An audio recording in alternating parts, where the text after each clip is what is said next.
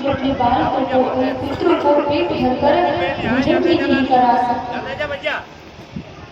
अब इनकी दशा देखकर भगवान ने देखा तो भगवान से रहा नहीं गया। भगवान इनके घर एक भिक्षु ब्राह्मण का रूप धारण करके भिक्षा मांगने के लिए आए।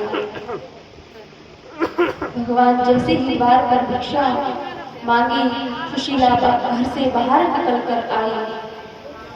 कहा, हे देवी कुछ भिक्षा दे दीजिए। तब सुशीला ने कहा कि हे ब्राह्मण देवता, हमारे घर में सूतक है। कहा कि कब तक है? बोले हमारे घर में जीवन पर्यंत सूतक लगे हुए हैं। कहा ऐसा क्यों?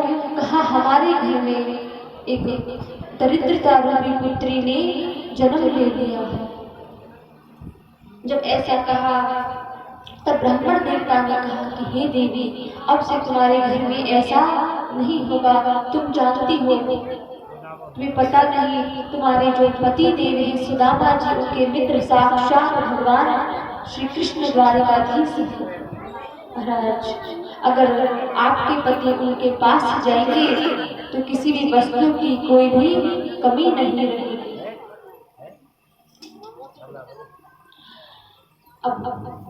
और आपकी सारी दरिद्रता नष्ट हो जाएगी। भगवान ऐसा कहकर वहां से चले गए। इधर सुशीला जी सुदामा जी के पास आई और बोली, कहा स्वामी, मैंने सुना है कि आपके परम मित्र साक्षात द्वारकाधीश भगवान श्री कृष्ण हैं। यदि आप उनके पास चले जाते हैं तो महाराज हमारी जो दरिद्रता है सब नष्ट हो जाएगी। सुदामा जी बोले, देवी तुम कैसी बात कर रही हो? अरे तुम मुझे उनके भगवान के द्वार पर धन मांगने के लिए कह रही हो। महाराज कल को लोग यही कहेंगे कि सुदामा जी सदैव भगवान का भजन करते थे और भगवान से धन मांगने के लिए वो भजन करते थे। मैं नहीं चाहता कि मेरी भक्ति कलंकित हो। शीला जी ने कहा, अच्छा स्वामी तो ठीक है, क्या कभी आपके मन में भगवान श्री कृष्ण द्वारिकाधीश के दर्शन की तड़प नहीं उठती? क्या आप कभी ये विचार नहीं करते कि मैं जिनका भजन करता हूँ कभी उनका दर्शन भी कर सकूं? सुदामा जी ने कहा, हे देवी तड़प तो बहुत उठती है, पर क्या करूं? कहा कि गुरु मित्र कि यहाँ कभी भी खाली हाथ नहीं जाना चाहिए।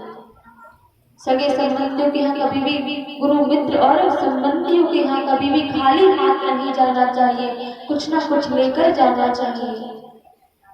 कहा तो सुशीला जी ने कहा, आप चिंता क्यों करते हैं महाराज? सुशीला जी 2-3 घरों में गई और कुछ थोड़े से तंदुल यानी चावल मांगकर ले आई और एक फटे हुए कपड़े में पोटली बांधकर सुदामा जी को दे दिया। देखिए बहुत से लोग ये कहते हैं महाराज कि गृहस्थ में भजन नहीं होता। सुदामा जी भी तो गृहस्थ ही थी, इनकी भी पत्नी थी, बच्चे थे, लेकिन फिर भी भगवान का भजन करते थे। ये सब तो बहाने हैं कि घर का इतना काम है, गृहस्थ में भजन नहीं होता, संत बन जाते हैं तो ही भजन कर पाते हैं। ये कलयुग है, इसमें संत बनना इतना आसान नहीं है। इसलिए जहाँ हो जैसे हो वही रहकर भगवान का भजन करो। जरूरी नहीं कि घर त्याग दिया और आज दर दर भटक रहे हैं, खाने के लिए 2 वक्त की रोटी। संसार में रहो, हर कार्य करो, लेकिन उस कार्य को करते हुए भगवान का भजन करो। अब सुदामा जी महाराज भगवान द्वारिकाधीश के दर्शन के लिए यहाँ से चल गए हैं। अब सुदामा जी के चलते चलते कुछ ही दूरी पर शाम हो गई। अब सुदामा जी बोले, प्रभु मैं आपके दर्शन के लिए निकल पड़ा, अब मंजिल तक पहुंचाना आपका काम है। सुदामा जी वहीं थक गए, वहीं एक शिला पर सो गए। भगवान ने जब देखा कि थक गए हैं और सो गए हैं, तभी भगवान गरुड़ जी को आदेश दिया, सुदामा जी को सोते उठाकर द्वारिकापुरी छोड़ दिया। सुदामा जी की सुबह हुई, प्रातःकाल आंखें खुली तो देखा किसी नगर में है, नगरवासी सभी अपने अपने काम में लग रहे थे। कहा भैया ये कौन सी नगरी है? कहा ये द्वारिकापुरी। अब भगवान के महल को पूछते हुए द्वार पर पहुंचे और द्वारपालों से बोले कि भैया मुझे कन्हैया से मिलना है। तब द्वारपालों ने कहा ब्राह्मण देवता आपको क्या चाहिए? बोले धन चाहिए। बोले नहीं धन नहीं चाहिए, मुझे तो श्री कृष्ण से मिलना है। देखिए बहुत से लोग ये समझते हैं कि द्वारपालों ने भगवान का मजाक उड़ाया था। जिस नगर में, इस नगरी में भगवान रहते होंगे, क्या वहाँ के लोग इतने दुष्ट होंगे कि एक ब्राह्मण का सम्मान करना नहीं जानते होंगे? ये गलत है। टीवी पर हम लोग देखते हैं जो द्वारपालों सुदामा का मजाक बनाते हैं। अरे इस नगर में भगवान रहते हैं, इस हृदय में जहाँ भगवान विराजमान हो जाए, क्या वहाँ के लोग इतने मूर्ख होंगे कि एक ब्राह्मण का सम्मान करना नहीं जानते होंगे?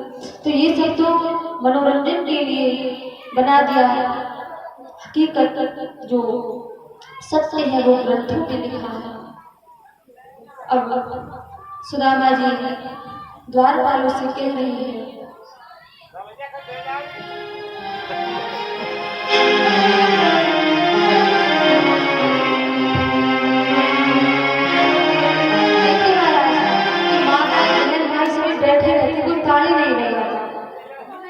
ताली तो नहीं बजा क्या अब बजा मुझे गरीब गया है नजरते हैं पगड़ी सतगते हैं जामा बता दो कन्हैया को नाम है सुदामा बता दो कन्हैया को नाम है सुदामा नजरते हैं पगड़ी सतगते हैं जामा बता दो कन्हैया को नाम है सुदामा बता दो कन्हैया को नाम है सुदामा नजरते पगड़ी सतगते जामा बता दो कन्हैया को नाम है सुदामा नजरते पगड़ी सतगते जामा बता दो कन्हैया को नाम है सुदामा बता दो कन्हैया को नाम है सुदामा एक बार मोहन से जा करके कह दो एक बार मोहन से जा करके कह दो ये मिल दे सखा नसीब आ गया है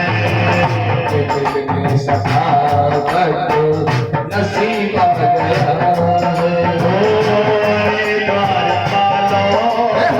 कन्हैया से कह दो कन्हैया से कह दो ये दर पे सुदामा गरीब आ गया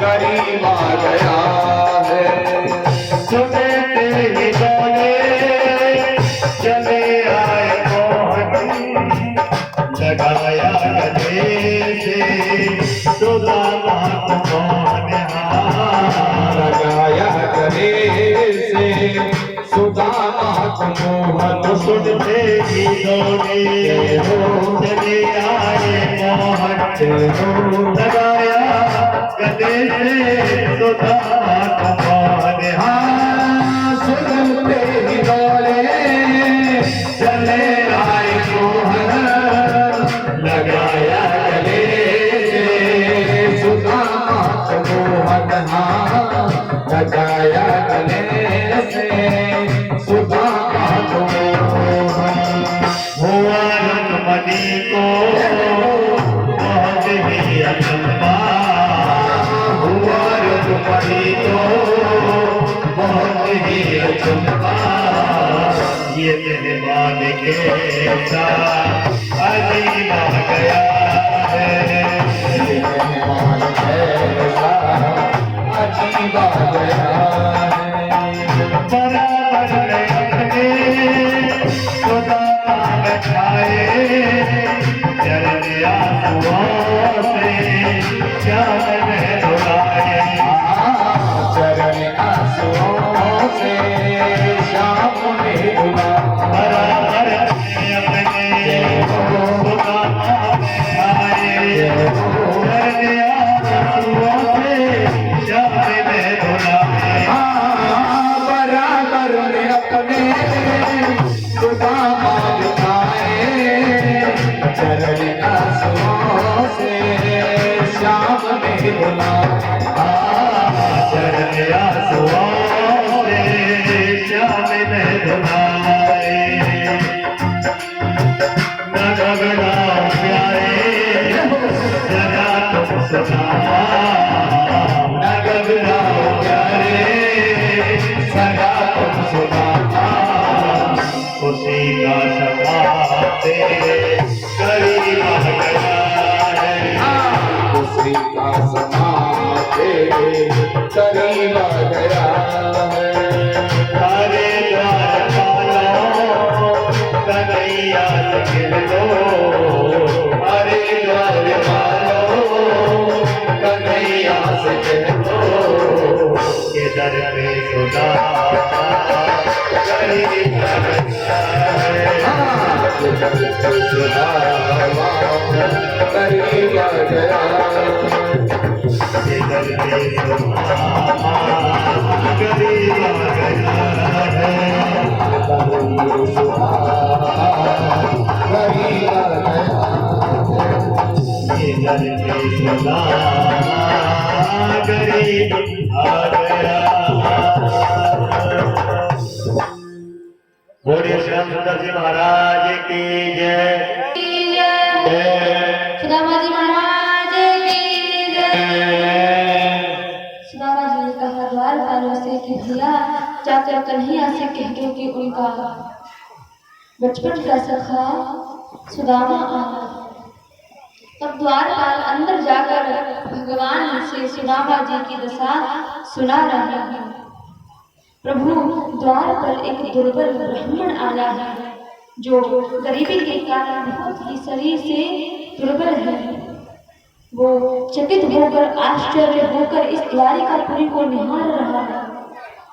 महाराज, उसकी कई जगह से उसकी धोती फटी हुई है,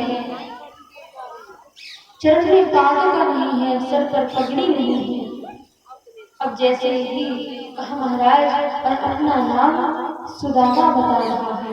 भगवान ने जैसे ही सुदामा नाम सुना तो सिंहासन से दौड़ते हुए व्याकुल होकर चल पड़े। सभी रानियों के हाथ में, किसी के हाथ में भगवान का मुकुट था, किसी के हाथ में पीताम्बर था। भगवान ने जैसे ही सुना तो महाराज सब कुछ पीताम्बर कंधे से गिर गया, मुकुट पर हाथ लग गया, नीचे गिर गया। जैसे सुदामा की दशा थी वैसे भगवान ने अपनी दशा बना ली और जाकर के सुदामा जी को अपने हृदय से लगाया। अब दोनों मित्र आपस में मिल गए।